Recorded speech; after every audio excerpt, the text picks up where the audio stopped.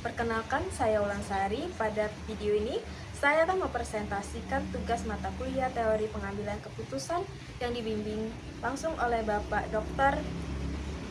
Ronald Aprianto, Sarjana Ekonomi Magister Sains. Pembahasan dalam video ini berfokus pada analisis kasus pengambilan keputusan berbasis data serta evaluasi efektivitas keputusan yang telah diterapkan. Baiklah, di sini ada 4 pembagian pertanyaan. Yang pertama itu analisis keputusan berbasis data. Di sini juga terbagi menjadi 2 pertanyaan, yang dimana pertanyaan pertama itu data apa saja yang perlu dianalisis sebelum mengurangi pembelian 40% barang slow moving. Jawabannya, perusahaan seharusnya menganalisis menjadi beberapa perhitungan. Yang pertama itu data penjualan historis per SKU. Kedua, tren permintaan dan proyeksi permintaan. Ketiga, umur persediaan. Keempat, margin keuntungan tiap SKU. Kelima, biaya penyimpanan dan biaya stock out. Dan terakhir, kontribusi SKU terhadap total penjualan dan laba. Pertanyaan kedua, apa keputusan perusahaan sudah sesuai prinsip pengambilan keputusan berbasis data? Jawabannya, ya, karena keputusan didasarkan pada data historis, peningkatan biaya persediaan, penurunan perputaran, kontribusi penjualan rendah, serta biaya penyimpanan yang meningkat. Namun, masih ada kekurangan dalam analisis permintaan produk fast moving sehingga terjadi stock out. Selanjutnya, pengelompokan pertanyaan kedua yaitu mengenai evaluasi hasil keputusan. Sama halnya dengan pengelompokan pertama, terbagi menjadi 2 pertanyaan. Pertanyaan pertama, apakah keputusan tersebut efektif? Jawabannya, secara keseluruhan efektif, ditujukan oleh pertama yaitu biaya persediaan turun menjadi 12%. Kedua, perputaran persediaan naik menjadi 6,5 kali. Ketiga, profit persediaan meningkat menjadi 8%. Namun, masih perlu perbaikan karena ada kesalahan peramalan yang menyebabkan kehabisan stok. Pertanyaan kedua yaitu apa resiko dari pengurangan pembelian yang terjadi terlalu agresif? Jawabannya, resiko yang terdapat antara lain, yang pertama itu stock out pada produk fast moving. Kedua, hilangnya potensi penjualan. Ketiga, penurunan kepuasan pelanggan. Yang terakhir, berkurangnya loyalitas dan reputasi perusahaan. Dampak utamanya adalah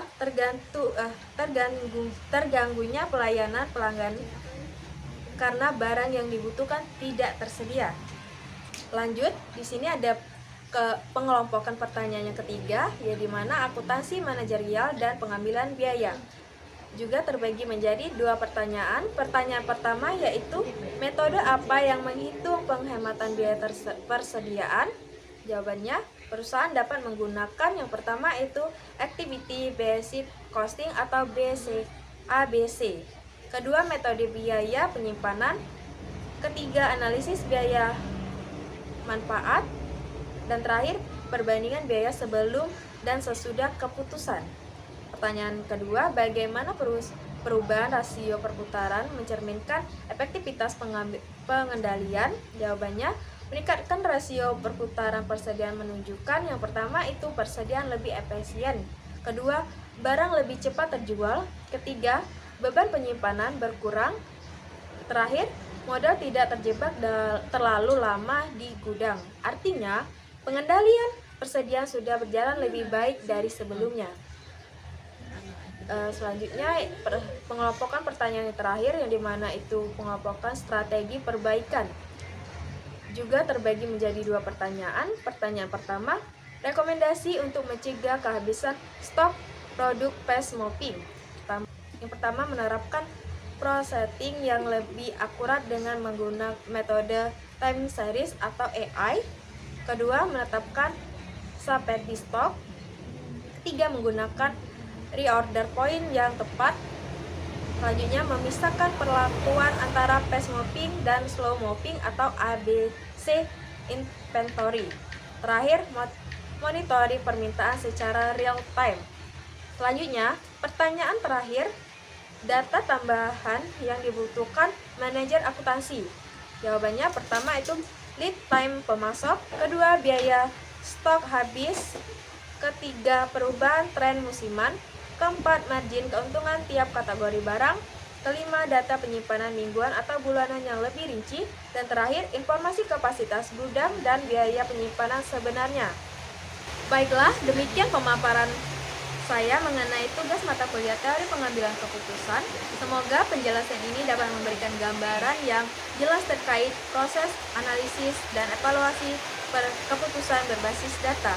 Terima kasih kepada Bapak Dr. Ronald Aprianto, Sarjana Ekonomi Magister Sains selaku dosen pengampu, serta terima kasih atas perhatian Bapak dan teman-teman semua.